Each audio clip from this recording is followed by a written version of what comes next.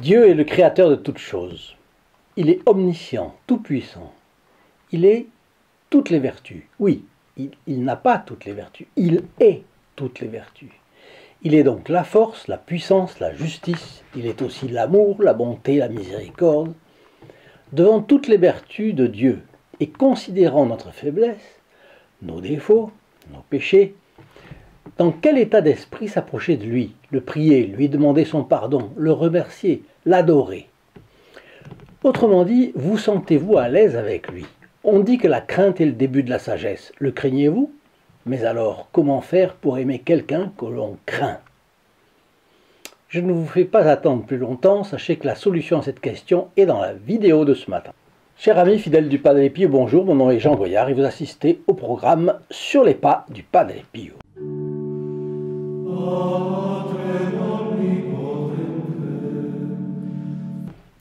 Alors, Luigi Gaspari est un jeune adolescent encore quand il se confesse avec le Padre Pio et devient bientôt un de ses fils spirituels.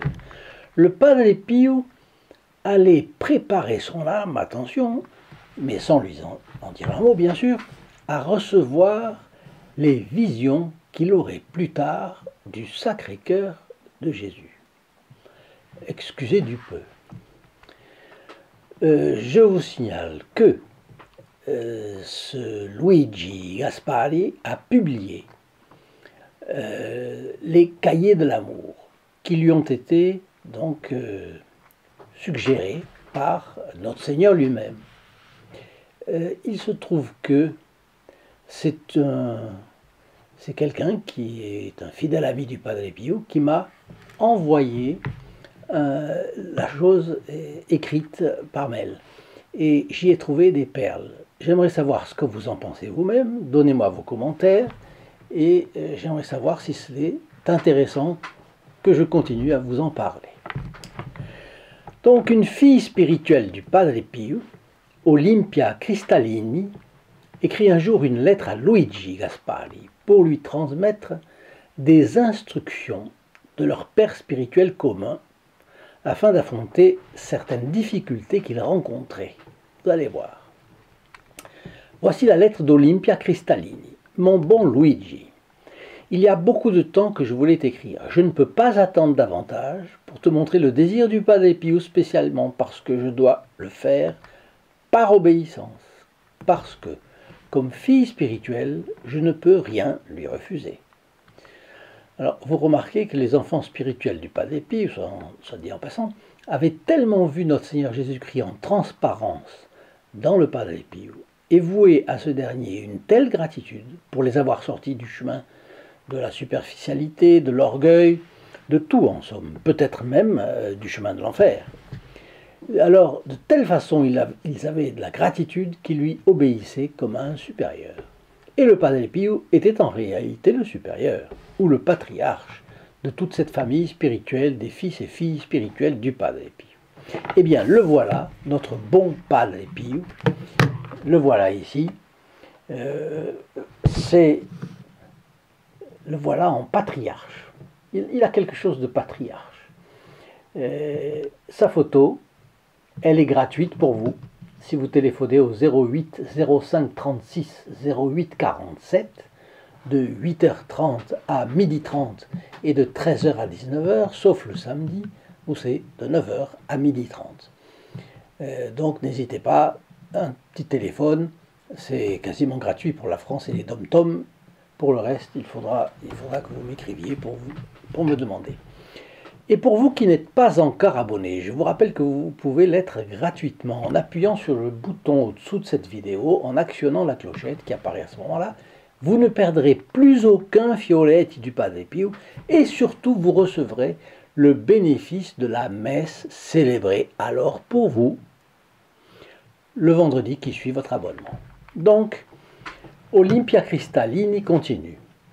Il y a quelques jours, il m'a prié de te dire en son nom qu'il désirerait que Luigi, de Bologne, c'est sa ville, étudie davantage, car dans ses prières, du Padre Pio, il se rend compte que tu ne travailles pas et qu'à continuer ainsi.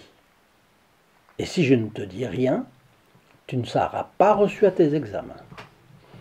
Il me l'a dit avec beaucoup de gentillesse. Il m'a semblé que ces douces paroles traduisaient simplement la douleur de son cœur à cause de la négligence que tu mets à tes études. Oh, cela m'a fait tant de peine que je n'arrive pas à te la faire comprendre.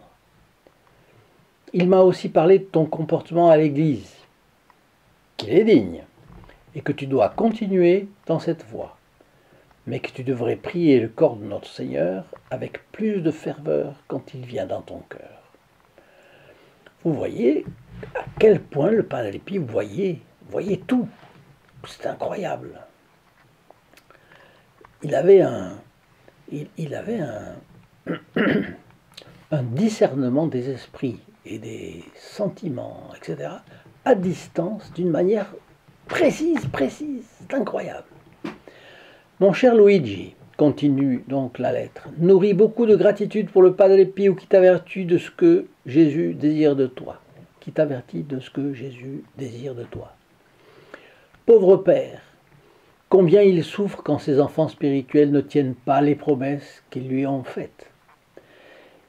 Il est responsable de chacun devant la majesté de Dieu. Et nous considérons-nous comme responsables devant la majesté de Dieu? À ce stade de cette lettre, je vais de mon côté vous faire une confidence. Cette phrase m'a laissé un goût amer, parce que je connais la situation.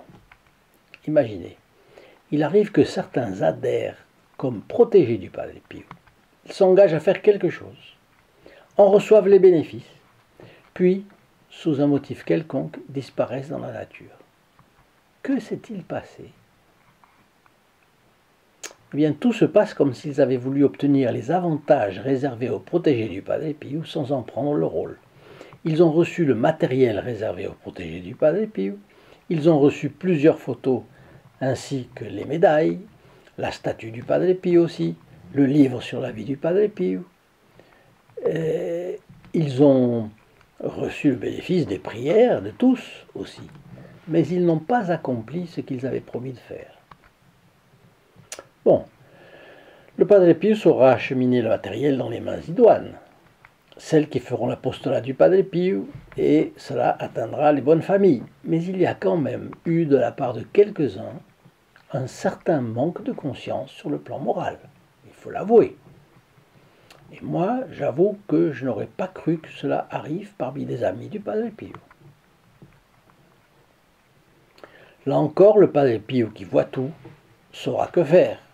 En tout cas, continuons de prier les uns pour les autres, prions pour que ceux qui pourraient avoir manqué de sérieux l'acquièrent maintenant.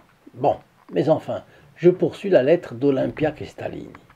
Le Padre Pio est responsable de chacun devant la majesté de Dieu. Et nous considérons-nous comme responsables devant la majesté de Dieu? Non, nous ne le faisons pas.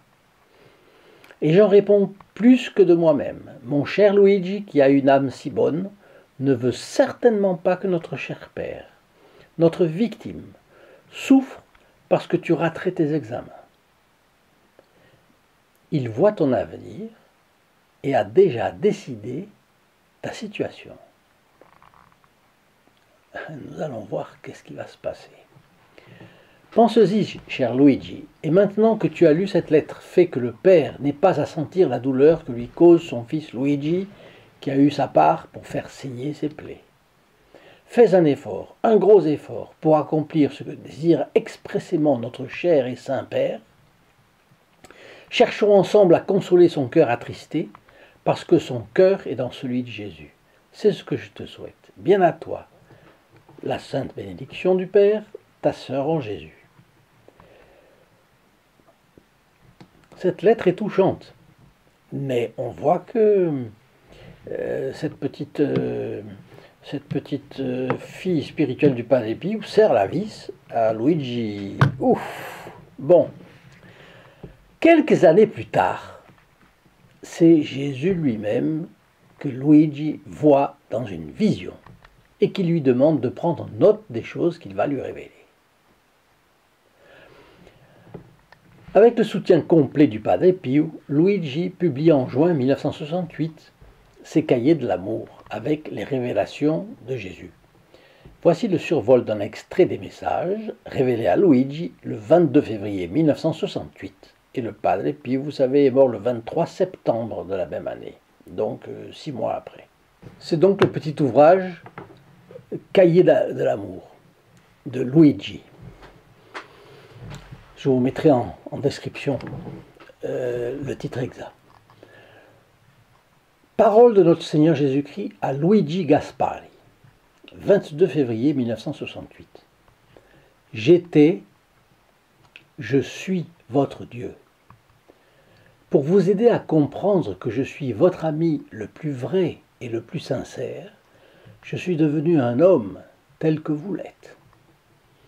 Je vous demande d'être mon ami afin que je puisse vous montrer, et je vous le montrerai, l'amitié la plus grande, la plus vraie et la plus sincère.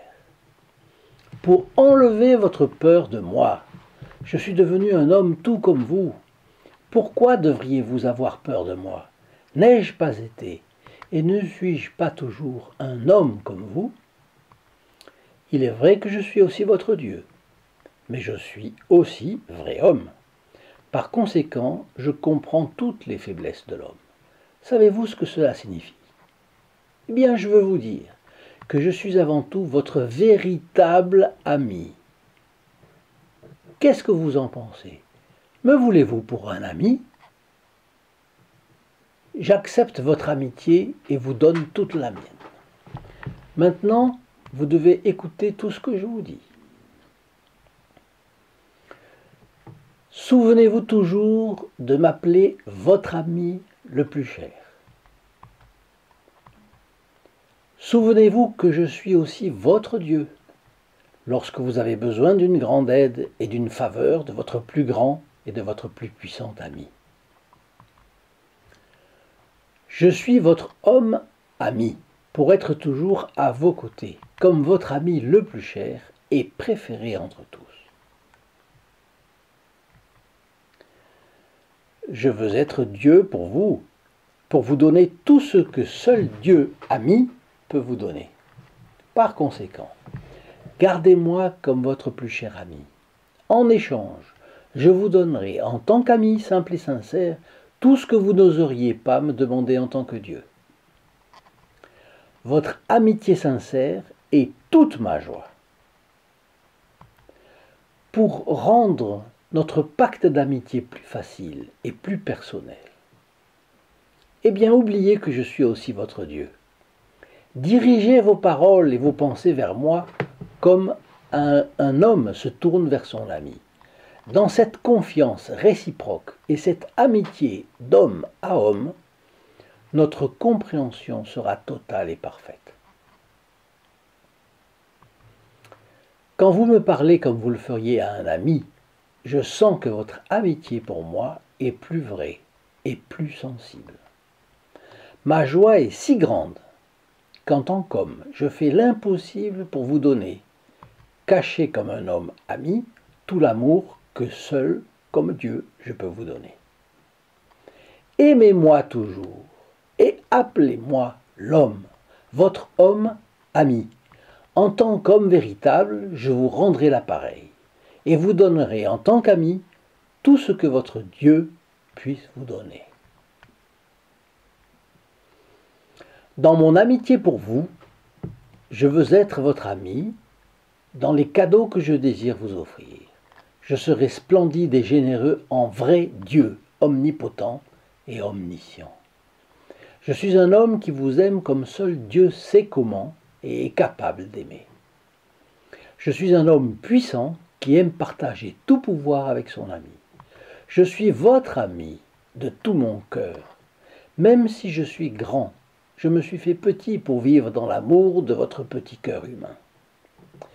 Vous êtes mon ami, vous êtes l'ami de l'homme qui devient votre Dieu lorsque la puissante intervention de votre Dieu est demandée afin de défendre de l'attaque des hommes rapaces la bonté de notre amitié entre deux personnes du genre humain qui souhaitent rester à jamais des amis fidèles.